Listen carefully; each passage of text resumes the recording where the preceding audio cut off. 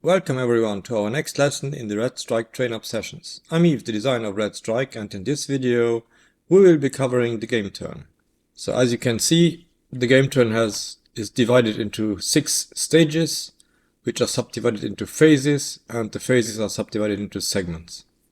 I will walk you through this game turn without going too much into detail, but you will see that it's rather straightforward.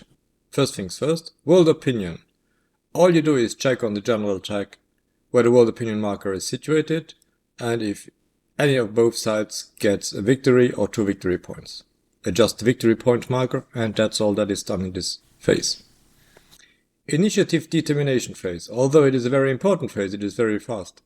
All you have to do is have a look at the general track and see where the battles won marker is situated, and decide who has won most battles is gonna be the initiative player for this game turn. Cards are optional, I won't cover them here. Assessing reinforcements phase.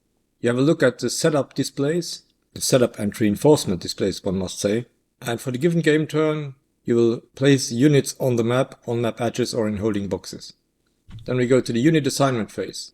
You could also call it the planning phase. That's of utmost importance to plan ahead what you are going to do or how you want to react to the other player. In the unit assignment phase, you are going to decide which of your air units will be on interception or offensive missions, and that cannot be changed throughout the game turn. And you will also assign ground units to reserve mode, which again cannot be changed during the game turn and is decisive. Based on the ground unit mode you choose here in this assignment phase, your units may or may not move in the action stages. The supply phase.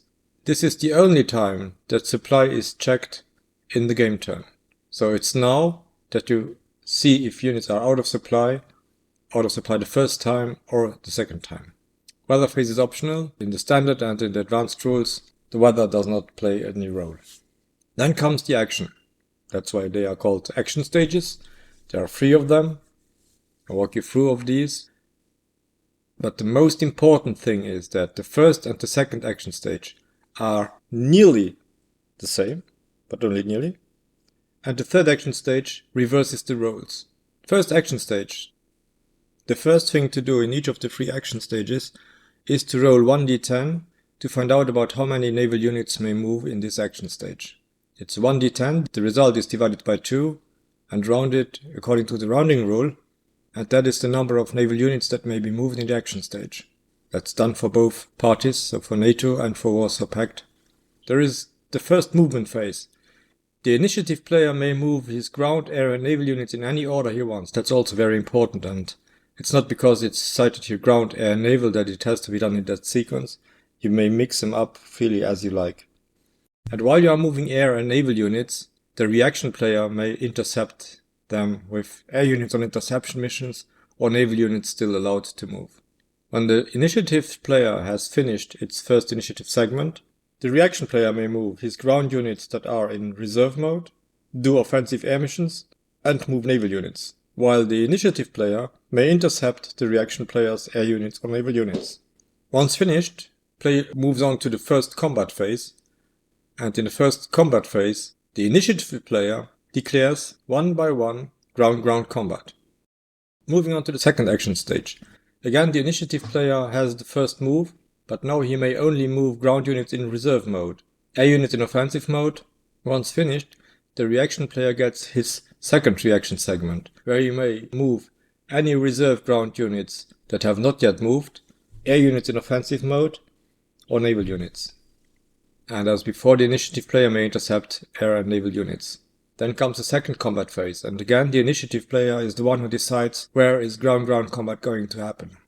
Now the third action stage, it's called reaction player counter-offensive, because now it's the reaction player who gets to move all of his ground units that have not yet moved, air units on offensive missions and naval units that may still be available, and the initiative player may intercept again air and naval units. It's only then that the initiative player gets a reaction move, indeed with all of his units that are in reserve mode, not yet moved in this game turn. Air units on offensive missions and naval units may move and undertake missions, while the reaction player may intercept air and naval units. Then comes the third combat phase, for this game turn. And now it is the reaction player who decides where there is going to be ground-ground combat. After this third combat phase, the game turn will resume with the end stage. There is a check of the victory conditions. Air units, bases and airports may be repaired. Ready air units, change moved naval and ground units to unmoved. Reset all air units to the highest numbered sortie. Check for fallout if you have used nuclear weapons.